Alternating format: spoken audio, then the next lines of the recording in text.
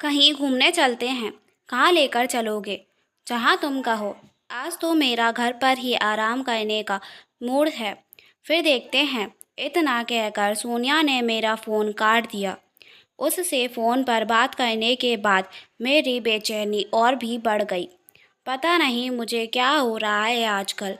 जब तक उसे ना देखूं मुझे चैन ही नहीं आता। वैसे मैं कोई सड़क छाप रोमियो या कॉलेज में पढ़ने वाला वह नौजवान नहीं हूँ जो अपना दिल हथेली पर लिए फिरता है। मैं एक शादीशुदा इंसान हूँ जिसका एक प्यारा सा छोटा बेटा भी है।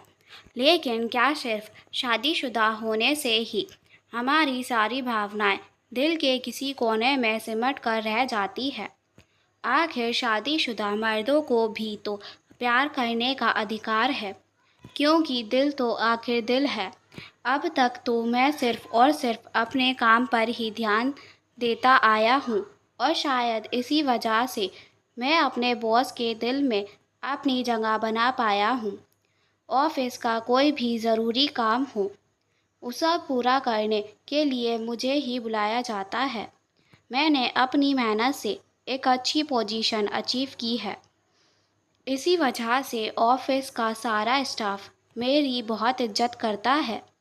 लेकिन सोनिया ने अपने दिलकश अंदाज और बात करने के अनोखे ढंग से कब मेरे दिल में अपनी जगह बना ली, मैं समझ ही नहीं पाया। यही नहीं, वह अपने काम को भी बहुत महत्व देती है। शायद इसी वजह से भी मैं उसके नज़दीक आता चला गया, क्योंकि जो लोग अपने काम को महत्व देते हैं, मैं उन लोगों को बहुत इज्जत देता हूँ। प्यार सोच समझ कर नहीं किया जाता, बस हो जाता है। आज तक मैं जिस लाइन को सुनकर अक्सर हंस देता था, वही लाइन आजकल मुझ पर बिल्कुल फिट बैठ रही है।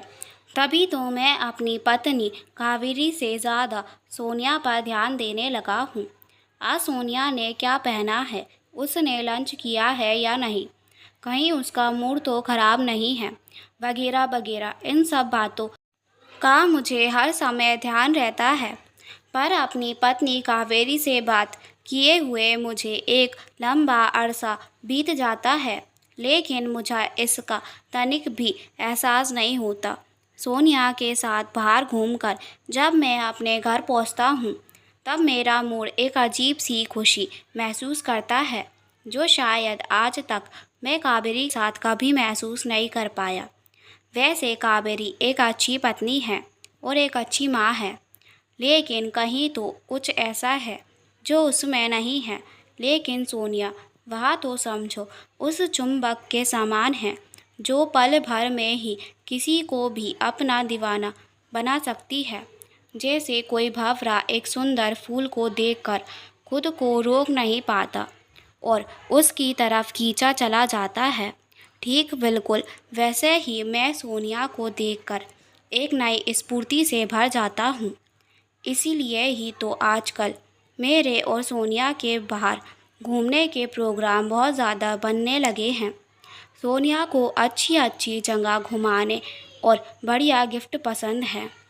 इसीलिए ही तो आजकल मैं अपने बजट से ज़्यादा सोनिया की पसंद और नापसंद पर ध्यान देने लगा हूँ, क्योंकि अब उसकी खुशी से बढ़कर मेरे लिए और कुछ भी नहीं है।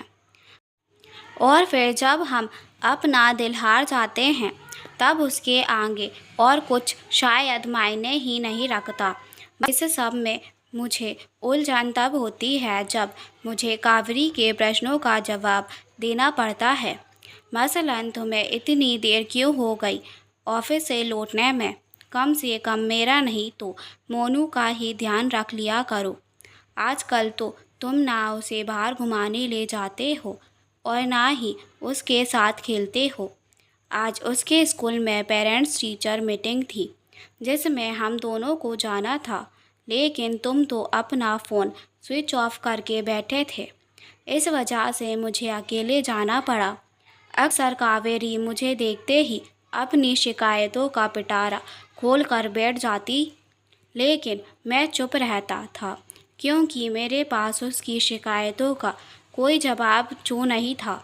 शायद कभी कभी हमारे पास कुछ प्रश्नों का कोई जवाब होता ही नहीं है, क्योंकि हम चाहकर भी उन प्रश्नों का जवाब नहीं ढूंढ पाते हैं। तब ऐसा लगने लगता है कि शायद हमारे मन का शब्दकोश अचानक ही रिक्त हो गया है और हम बेजुबान से सामने वाले का मुंह ताकते रह जाते हैं। अब मैं कावेरी से कैसे कहता कि मेरी ज़िंदगी में सोनिया नाम की एक हसीन परी आ गई है, जिसने मेरे दिल और दिमाग पर अपने इश्क का ताला लगा दिया है। कई बार तो मेरे मन में यह भी ख्याल आया कि मैं कावेरी को तलाक देकर सोनिया को अपनी ज़िंदगी में ले आऊं, लेकिन फिर दूसरे ही पल मनु का ख्याल आते ही मुझे अपनी यह सोच बेमानी सी लगने लगती।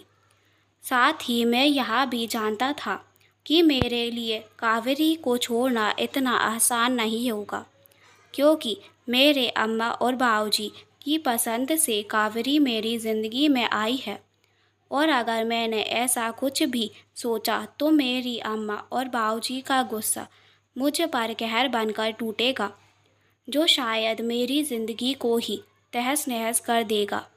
इसी वजह से मैं ना चाहते हुए भी दो नाव पर सवार हो गया था, लेकिन अब कावेरी ने एक चुप्पी सी लगा ली थी। ना तो वह अब कोई प्रश्न पूछकर मुझे धर्म संकट में डालती थी और ना ही मुझे मन्नू को बाहर ले जाने के लिए कहती थी। अक्सर मन्नू से ही मुझे पता चलता था कि वह और कावेरी अब दोनों अकेले ही बाहर घूमने फिरने जाने लगे हैं, कभी पिकनिक तो कभी सर्कस। मनु के मुंह से यह सब सुनकर मुझे अजीब तो लगता था, लेकिन मैं क्या कर सकता था। तब मैंने अपनी सोच का क्षेत्रफल बढ़ाया और खुद को समझाते हुए सोचने लगा, चलो अच्छा हुआ कि कावेरी और मनु ने मुझे परेशान करना छोड़ दिया है, वरना उनकी रोज रोज की चिक चिक से मेरा अच्छा भला मूड घर लौटते ही खराब हो जाता था। वैसे भी कोई किसी की नाराज़गी कब तक सहेगा, क्योंकि सहनशीलता की भी तो एक सीमा होती है। और फिर अब तो मेरी और सोनिया की नज़दीकियाँ और भी ज़्यादा बढ़ने लगी थी। ऐसे में मेरा वापस लौटना असंभव ही लग रहा था। आजकल तो मैं और सोनिया लव बर्ड्स बने हुए प्रेम के आकाश में उड़ते रहते हैं। कितना अच्छा लगता है एक दूसरे का हाथ थामकर दूर निकल जाना, कभी बारिश में भीगना और कभी गरम गरम भुट्टे खाना।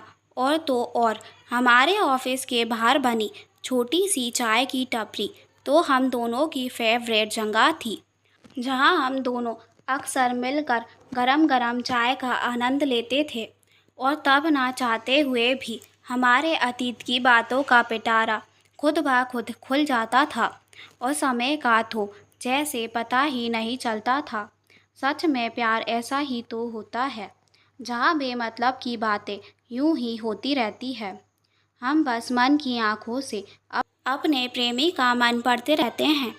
वैसे भी सच्चे प्यार में दिखावा नहीं होता, बल्कि अपने प्रेमी के प्रति अटूट प्रेम होता है।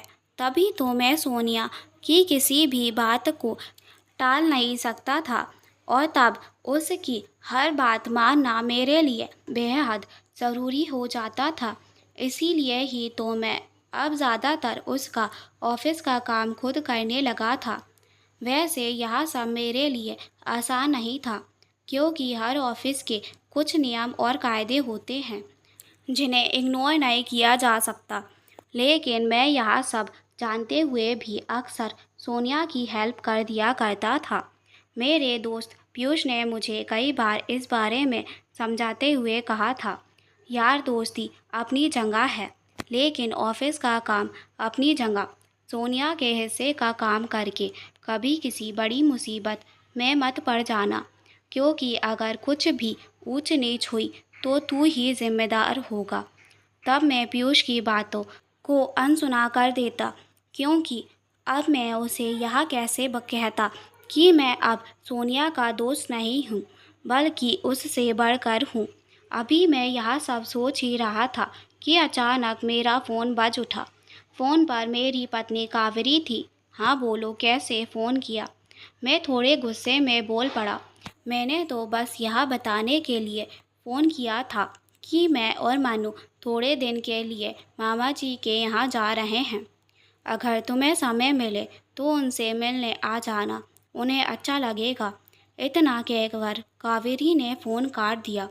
कावेरी से बात होने के बाद मुझे तो ऐसा लगा मानो मुझे कोई अलादीन का चिराग मिल गया हो, क्योंकि अब कावेरी और मनु तो कुछ दिन के लिए मामा जी के यहाँ रहने वाले हैं। इसीलिए मुझे कुछ भी करने की खुली छूट मिल गई थी और साथ ही घर लौटने की कोई पाबंदी भी नहीं थी। कुल मिलाकर यह मेरे लिए कोई लॉटरी निकलने के समान था। फिर मैं जल्दी जल्दी अपने ऑफिस का काम निपटा कर सोनिया के घर की तरफ चल पड़ा, ताकि उसे अचानक पहुंचकर सरप्राइज़ दे सकूं।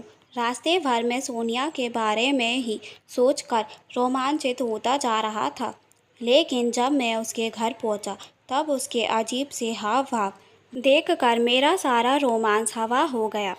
दोस्तों, इस कहानी का नेक्स्ट पार्ट कल अपलोड होगा, तो देखना ना भूलें। और आपको कहानी अच्छी लगी तो चैनल को सब्सक्राइब करना ना भूलें।